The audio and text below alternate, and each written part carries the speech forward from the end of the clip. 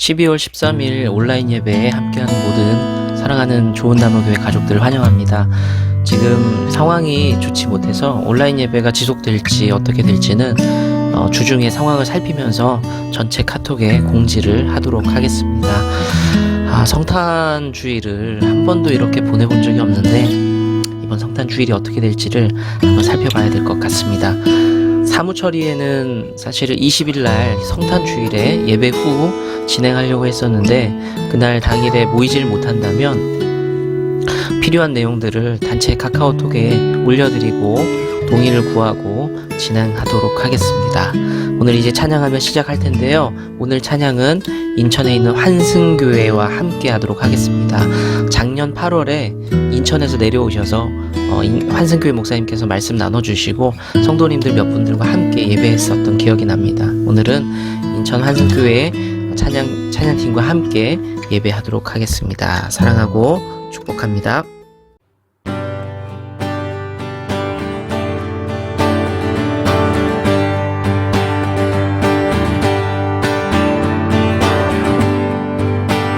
참 반가운 성도여 다 이리 와서 베들레헴 성 안에 가봅시다. 저 구유에 누이신 아기를 보고 엎드려 절하세 엎드려 절하세 엎드려 절하세 구주 나셨네. 저천사여 저천사여 찬송을 높이 불러서 이광하라 전지를 울리어라. 주 하나님 앞에 늘 영광을 돌려 엎드려 절하세 엎드려 절하세 엎드려 절하세 구주 나셨네. 이 세상에 주께서 탄생할 때에 참신과 참 사람이 되시려고 저 동정여문에서 나시었으니 엎드려 절하세 엎드려 절하세 엎드려 절하세 구주 나셨 여호와의 말씀이 육신을 입어 날 구원할 구주가 되셨도다. 그 감사한 찬송을 주 앞에 드려 엎드려 절하세 엎드려 절하세 엎드려 절하세 구주 나 엎드려 절하세 엎드려 절하세 엎드려 절하세 엎드려 절하세 구주 한 번만 더 고백합니다. 엎드려 절하세 엎드려 절하세 엎드려 절하세 엎드려 절하세 구주 나셨네. 엎드려 절하세 엎드려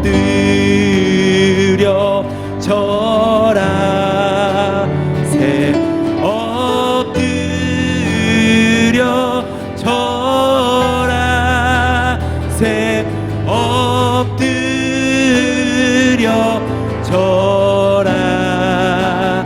새 구주 나셨네.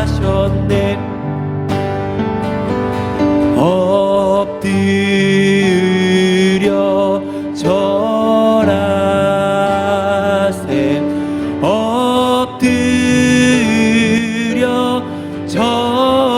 엎드려져라. 새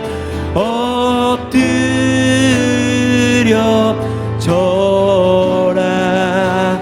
새 구주 나셨네. 호산나 호산나 다윗의 자손께 호산나 불러 왕 중의 왕. 높은 하늘에 영광을 예수 주 메시아네. 호산나 다윗의 호산나 다윗의 자손께 호산나 불러 왕 중의 왕. 높은 하늘에 영광을 예수 주 메시아네.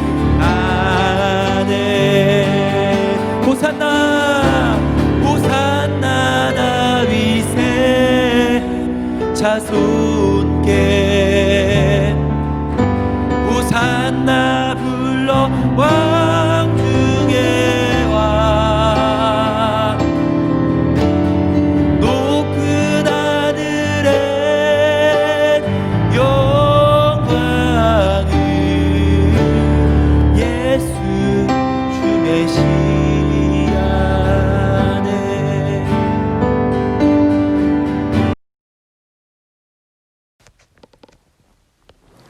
선하신 하나님, 하나님의 인자하심으로 2020년을 무사히 보내게 인도하여 주심에 감사합니다. 남은 한 해도 어떤 상황에서든 늘 먼저 하나님을 예배하고 신실하신 하나님을 붙드는 삶을 살아가게 해주시옵소서.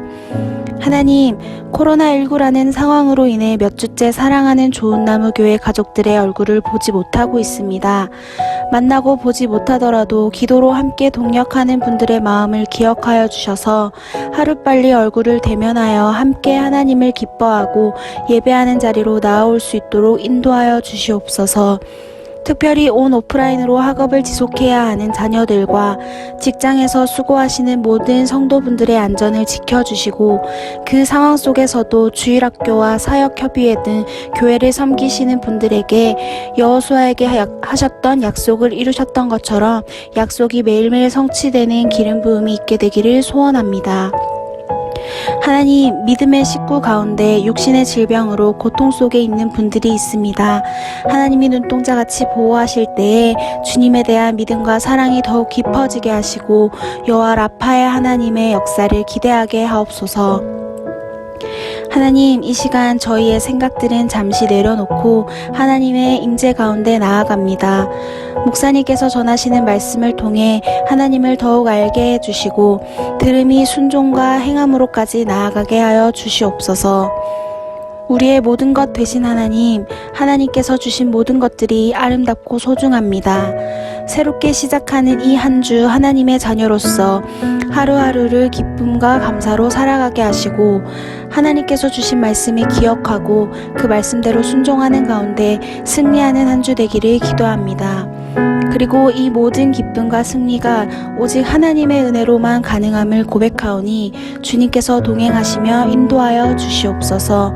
모든 영광을 하나님께 돌리며 사랑하는 예수님의 이름으로 기도드립니다. 아멘.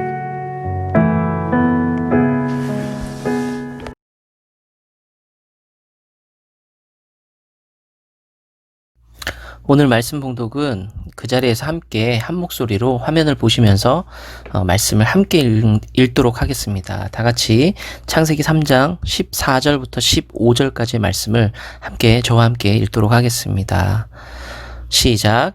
여호와 하나님이 뱀에게 이르시되 네가 이렇게 하였으니 네가 모든 가축과 들의 모든 짐승보다 더욱 저주를 받아 배로 다니고 살아있는 동안 흙을 먹을지니라.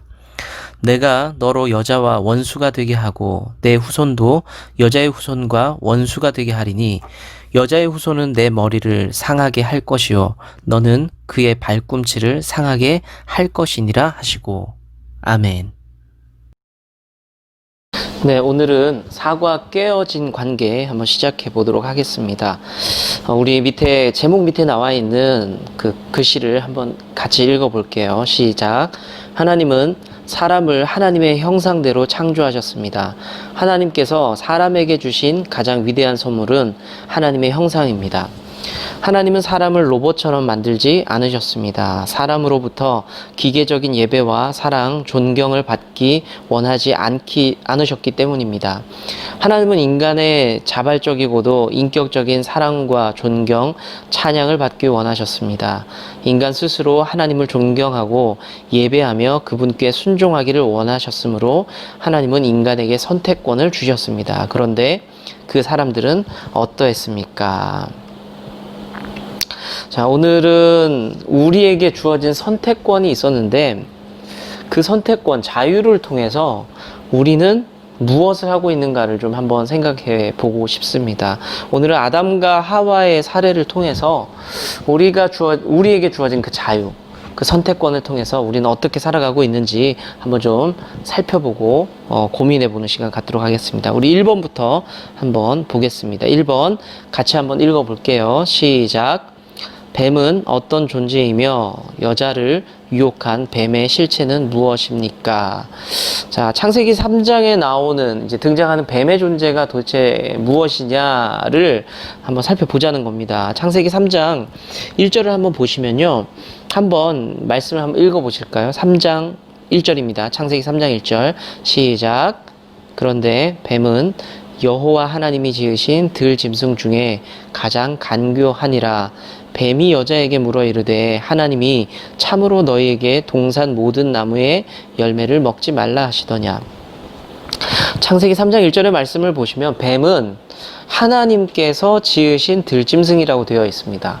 그러니까 뱀 역시도 창세기 3장에 등장하는 뱀 역시도 하나님께서 창조하신 피조물 중에 하나라고 볼 수가 있죠. 그런데 그 뱀의 특징을 오늘 말씀은 어떻게 설명하고 있냐면 간교했더라 라고 표현하고 있어요. 간교했다.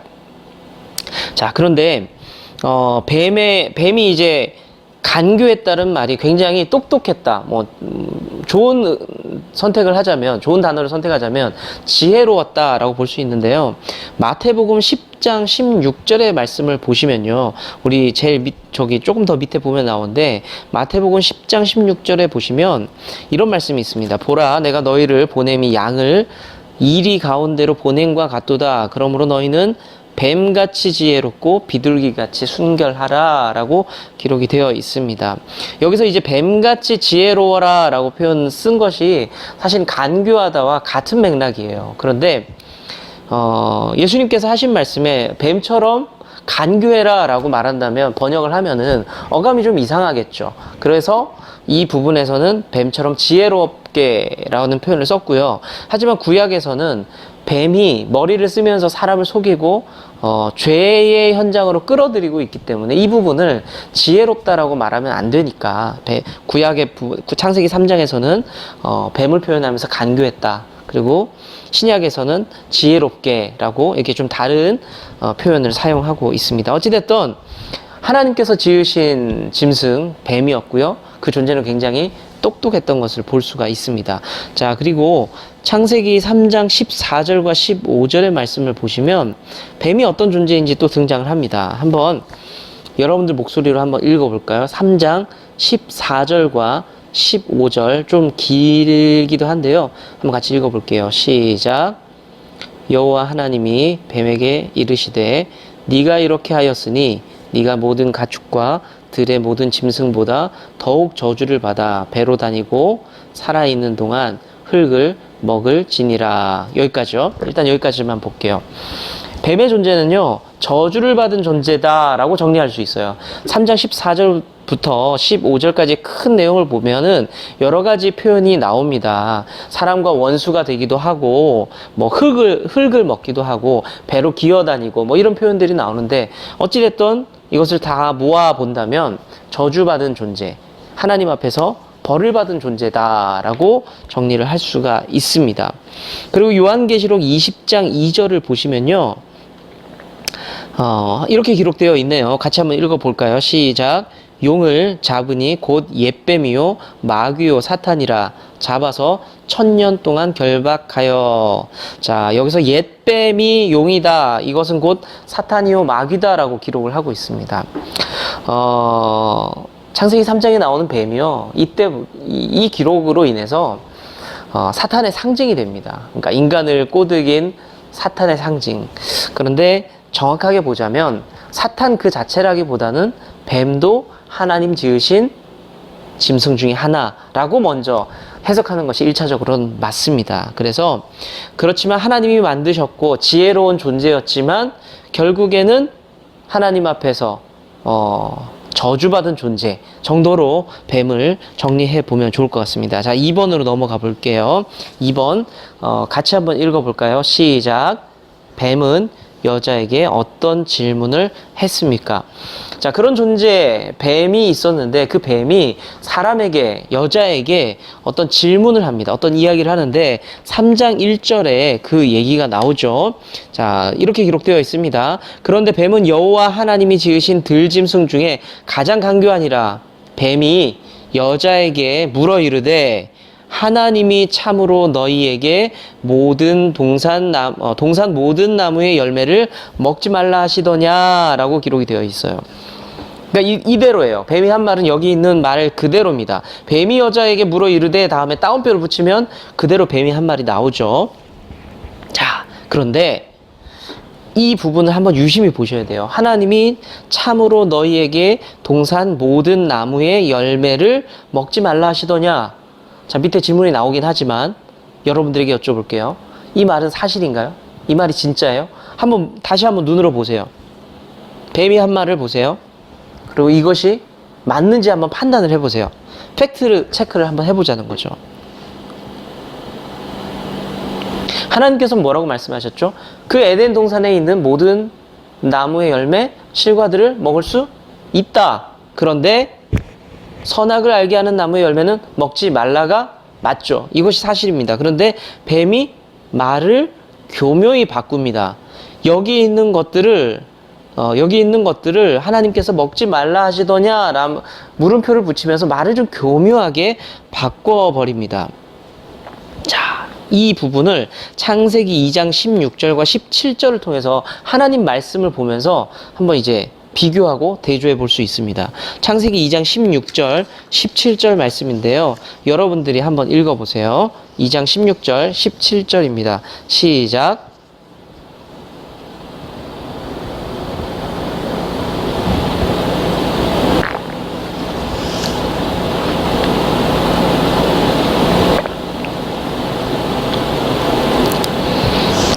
우리 좀 전에 나눈 말씀이랑 똑같죠. 하나님 하신 말씀은 다 먹어도 돼? 선악을 알게 하는 나무의 열매는 먹지 마. 근데 뱀은 뭐라고 물었죠? 다 먹으면 안 돼? 라는 질문으로 약간 왜곡시킵니다. 살짝만 틀어도 완전히 다른 말이 될 수가 있죠. 사탄의 공격이 이래요. 좀 비슷한 것 같은데 살짝 틀어서 좀 헷갈리게 합니다.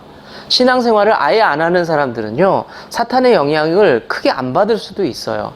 그런데 신앙생활을 열심히 하는 사람들은 살짝 비틀어버리는 이런 사탄의 일들이 종종 나타나기도 합니다. 그래서 우리가 헷갈리죠. 그리고 그것이 맞다고 생각하고 살아가는데 아니요, 우리는 종종 약간 틀어지면서 완전히 다른 방향의 길을 갈 수도 있게 됩니다. 자, 한번 좀 더 이어서 보겠습니다. 3번으로 볼게요. 3번입니다. 3번 문제 한번 읽어볼게요. 시작. 뱀이 여자로 하여금 하나님은 어떤 분이시라는 생각을 품도록 하고 있습니까? 뱀이 말을 이상하게 질문을 던졌죠. 자, 이로 인해서 여자의 생각이 뭔가 좀 변화가 나타나기 시작합니다. 이 질문이 뱀의 의도가 있었고요. 어떤 목적이 있었습니다. 그리고 여자를 시험 들게 하는 말이었습니다. 자, 어떤 오해가 생길 수 있을지 한번 생각을 해 보겠습니다. 자, 창세기 3장 4절의 말씀인데요. 창세기 3장 4절 한번 읽어볼게요. 시작. 뱀이 여자에게 이르되 너희가 결코 죽지 아니하리라. 여자가 그거 먹으면 안 된다라는 것을 알고 있었어요. 그런데 뱀이 뭐라고 얘기하냐면 그거 먹어도 너희는 괜찮아 라고 이야기를 합니다. 죽지 않아 라고 이야기를 해요. 자, 이 얘기를 뱀에게 듣는 여자가 어떤 마음이었을까요? 어떤 생각이 들까요? 하나님은 그거 먹으면 죽는다고 했는데 뱀이 그거 먹어도 안 죽을 거야 라고 이야기를 하네요. 그러면 여자는 무슨 생각이 들까요? 물론 뱀에게 이렇게 얘기할 수 있어요. 야, 너 거짓말이야 라고 말할 수도 있지만 반대로 화살을 돌릴 수도 있어. 하나님 나한테 거짓말을 했었나? 나한테 왜 그러시지? 저거 먹으면 무슨 일이 생기길래 나한테 거짓말을 할까? 이런 의문이 생기게 하고요. 하나님을 거짓말쟁이처럼 보이게 하는 그런 말이 되었습니다. 뱀이 하는 말이요. 자, 이제 5절을 볼게요. 자, 5절 한번 읽어보겠습니다. 첫 번째는 어찌됐든 이겁니다.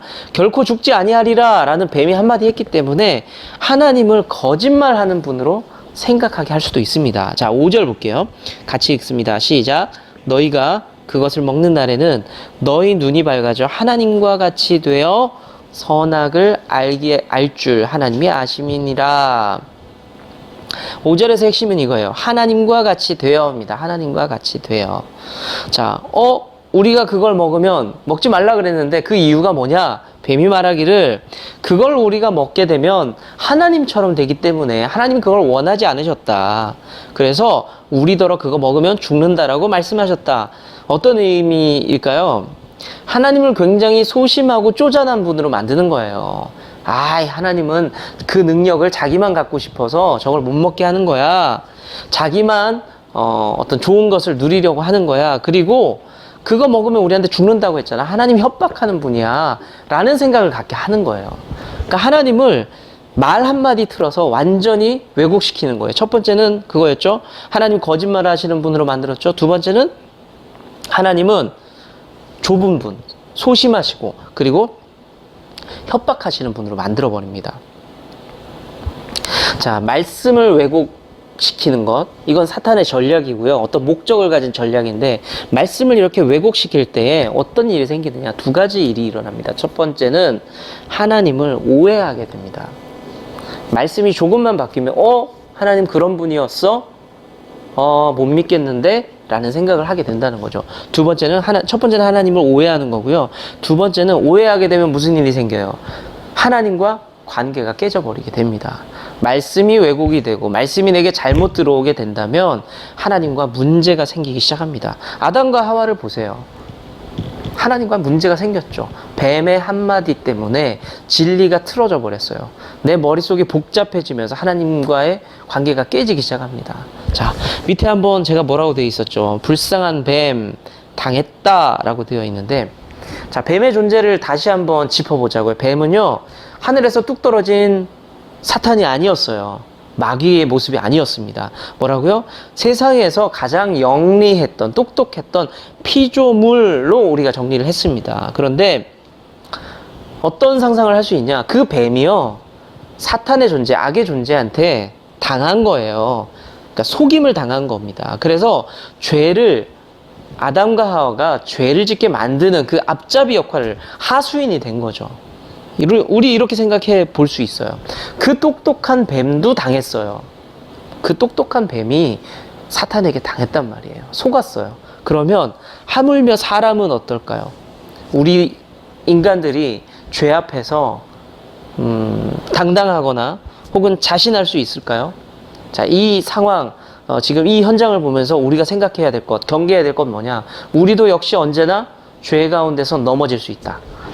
말씀을 우리가 잘못 보면서 그 하나님과의 관계가 틀어지고 언제든지 우리도 넘어질 수 있다. 그래서 우리도 올바르게 하나님 말씀 앞에 서야 된다라는 그런 생각을 할 수 있다는 거죠.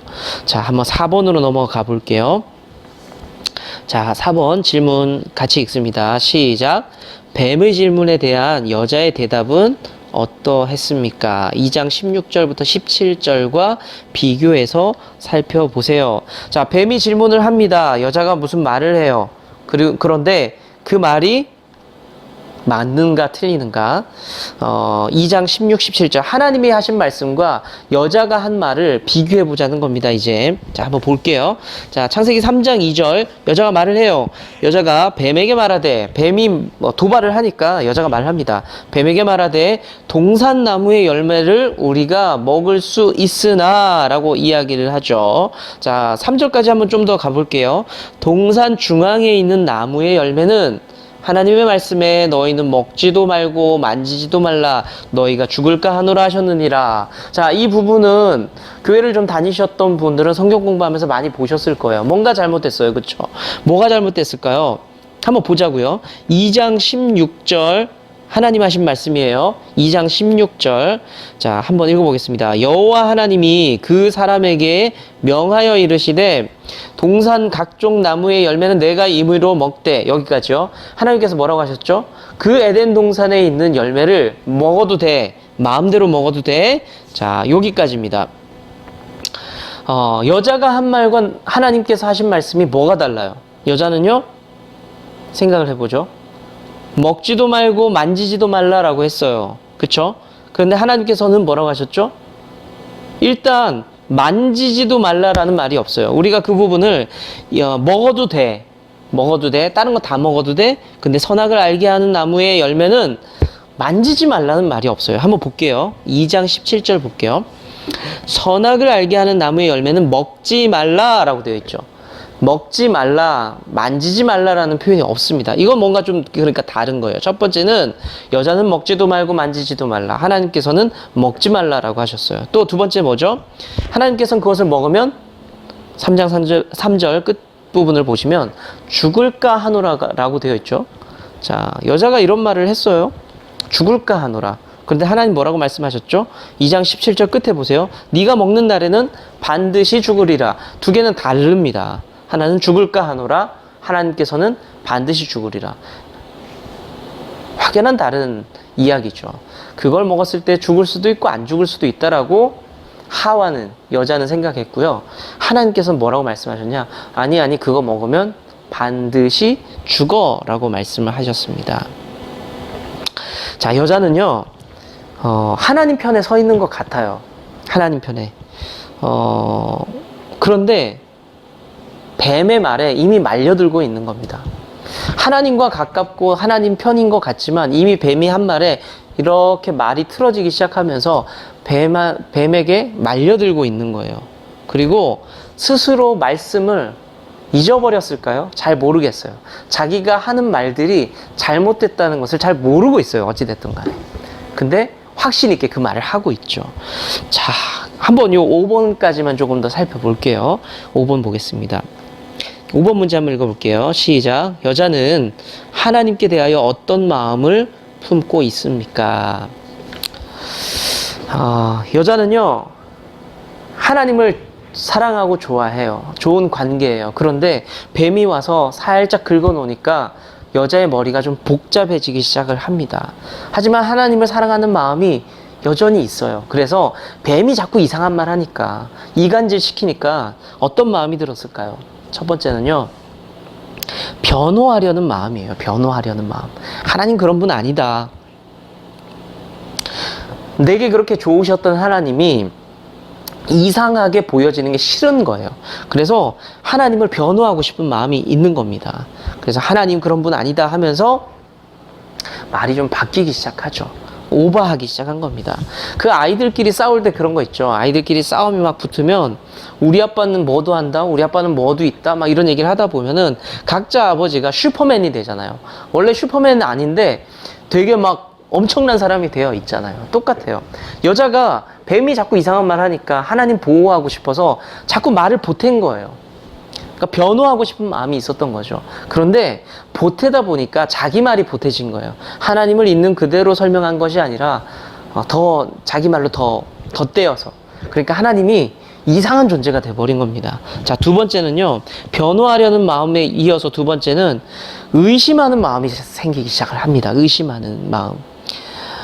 뭔가 좋아하는 마음도 있고 하나님을 믿고 싶은 마음도 있는데 그 가운데서 뱀이 던지는 말 때문에 그 좋은 마음 가운데 이물질이 생기는 거예요. 나쁜 것이 막 들어오기 시작합니다.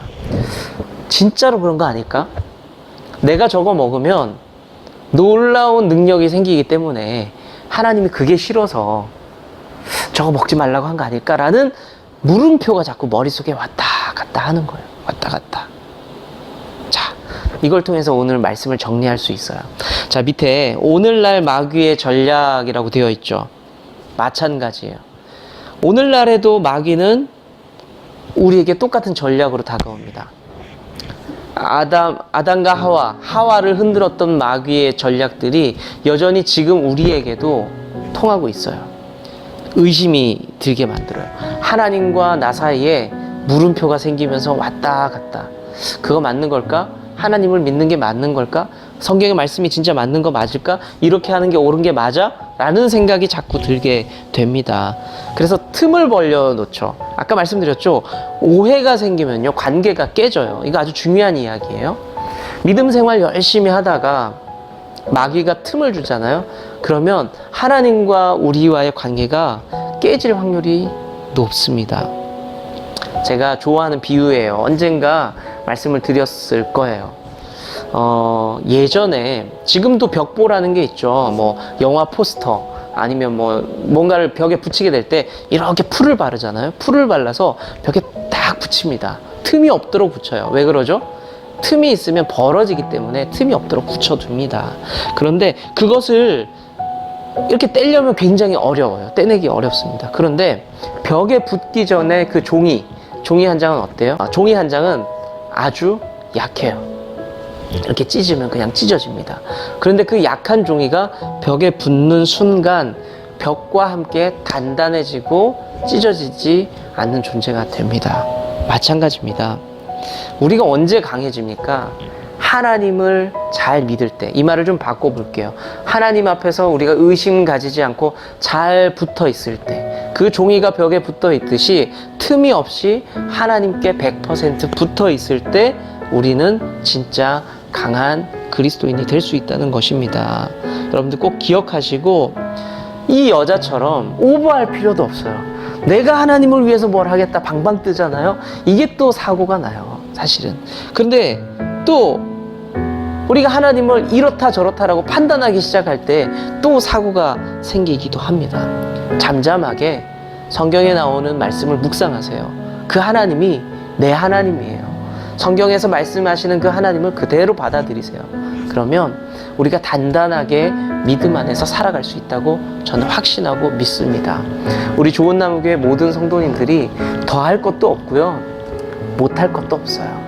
그냥 성경을 보면서 그 하나님이 나의 하나님이고 그 하나님이 지금도 나를 사랑하시고, 세상이 아무리 나를 공격하고 유혹하고 할지라도 틈 벌어지지 말고 하나님께 잘 붙어 있어서 강하신 하나님을 경험하고 그 하나님으로 인해서 우리가 또한 강한 그리스도인이 될 수 있음을 확신하면서 믿음으로 잘 살아가며 승리하는 우리 좋은 나무 교회 성도님들 될 수 있기를 축복합니다.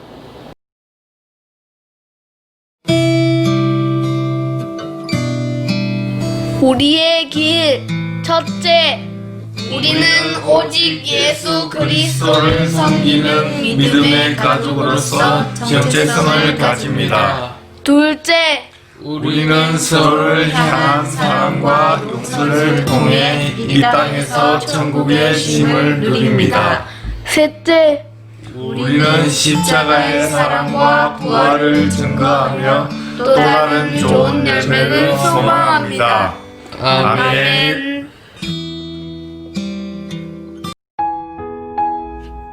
이제 우리가 서로를 향해 축복하며 기도하도록 하겠습니다. 사랑하는 좋은 나무 교회 성도님들이 주 안에서 강건하시기를 축복합니다. 사랑하는 목사님께도 강건의 축복이 함께하기를 소망합니다. 고난 속에서도 우리 주님의 기쁨을 누리시기를 축복합니다. 염려 속에서도 우리 주님의 해답을 경험하시기를 축복합니다. 우리가 주의 뜰 안에 머무는 복된 성도 되기를 소망합니다. 아멘. 주님은 나무, 당신은 가지니 사랑의 열매 맺기에 축복해요.